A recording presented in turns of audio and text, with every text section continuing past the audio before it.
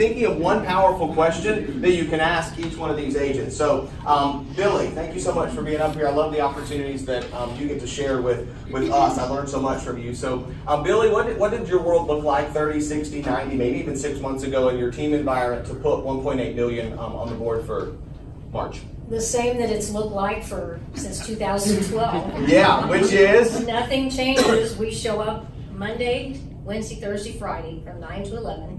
And we do this thing that Gary Keller talks about, lead generation, this thing. Yep, I've heard of it once or twice. Yeah, once or twice. I mean, we started this in 2012 when my daughter Ryan said to me, "Ma, I need to make more money."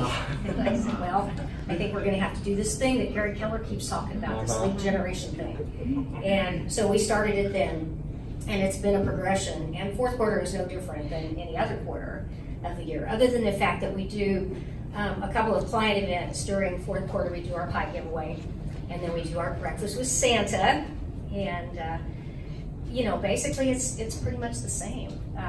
Like Tripp said, and it's kind of fun to watch what you've done, that you have started your business by doing the same thing. Yep. And it works when you just show up and you make your calls and you keep at it and you keep following up.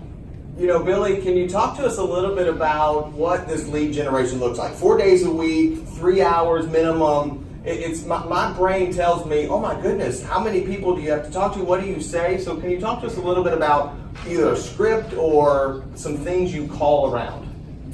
We have a schedule, and we have several things that we do. We have a pipeline, which is our follow-up, and we spend 30 minutes calling our pipeline. Then we go back and we call our IVR call captures. That's our 1-800 numbers on our sign, and which I did kicking and screaming. My coach insisted that I put the flyers in the box, and I've said this over and over. I didn't want to do it, and people will come and they'll snag that flyer out of the box. They don't want to talk to me. They see my picture on the sign. They're not going to call me, but they're going to call that 1-800 number on the sign. Well, little do they know right. that, it texts me and we can call and follow up. So we do that. We do our sphere, of course, our sphere of influence. We do expireds and FSBOs. And what else do we do, Ryan? Circle prospecting around our listings.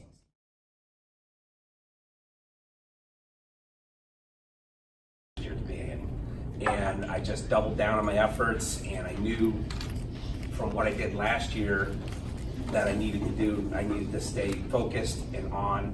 And just some of the things for me, it's been better nutrition, training at the gym, just staying really focused on my activities.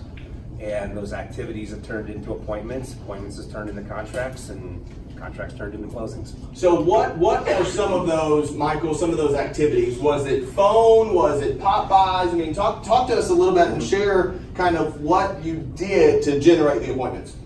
All the above. Okay. I've been a big internet person. I've always have. So I generate a lot of leads online. I've just been really consistent with my follow-up, whether it be email, phone call, but also really trying to work a lot harder on my base. And that's worked really well. I went to Buffini starting in January, and that's really helped with my energy levels. Just Buffini said something that really stuck in my mind because I got really caught up in the politics and all the other stuff in the country, and he said, you got to change the soundtrack in your mind. Absolutely. And those are the things. So now I've been listening to like his podcast, the One Thing podcast, just listening to more music and watching less TV. I mean, I was watching CNN or one of those every night. I haven't watched it in months. Okay. And I've just completely changed the soundtrack in my mind. So what are some of the things, I'm going to ask you all, again, I trust you're listening and writing down, because when they're done, I'm going to say, what are some of the things that you heard as far as specific, tangible things, right? Because if it worked for one person, there's a good chance that you can implement it in your life, and it could work for you. So what did you hear? Don't answer me yet. What did you hear that Michael said that could be something that you maybe implement? So anything else you'd like to add? No, for me, it's just been focusing, keeping my energy high, and just staying in flow. Are the Buffini podcast and the One Thing, is that managing your energy? Are those things that are helping your energy stay high? Absolutely. And the funniest thing is the Buffini thing, you would think it's specifically real estate, and it really isn't. it's really more mindset. Just some of the simple things that I love, like he's talking about, like the dynamic with him and his wife, and how they handle things. I mean, I've got 2 boys, extremely busy, baseball, and people probably don't know this, but my wife works full time, and I'm really the homemaker. I do the cooking, I do the dishes, I do laundry, I take the kids to baseball. So the focus and sell $1.6 billion. But just managing time, Yeah. but also the way that our interaction, our relationship is really getting stronger. And a lot of those are just some of the ideas that he's talked about, and some of the things that him and his wife do on how they talked about their schedule, they talk about things. And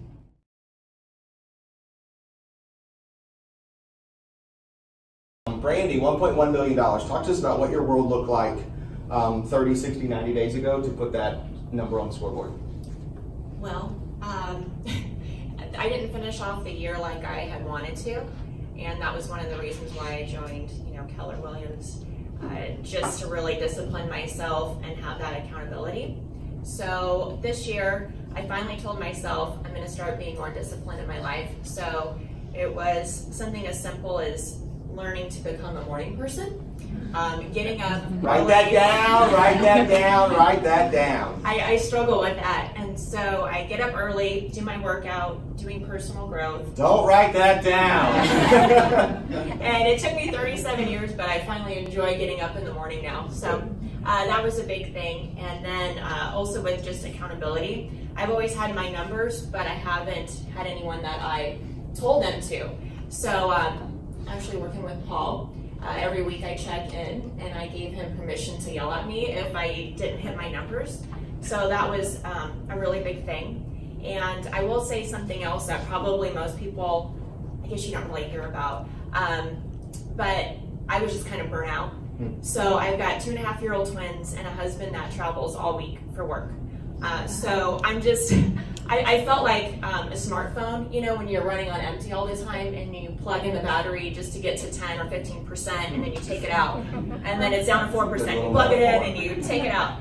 And I said, I just need to recharge. So in February, we took a vacation, and that just kind of really helped to just recharge. So instead of going once a year, I'm having a goal to go at least every 6 months or maybe every quarter. 6 days, whatever. Yeah. Right? Yeah. So- I love that. I love that.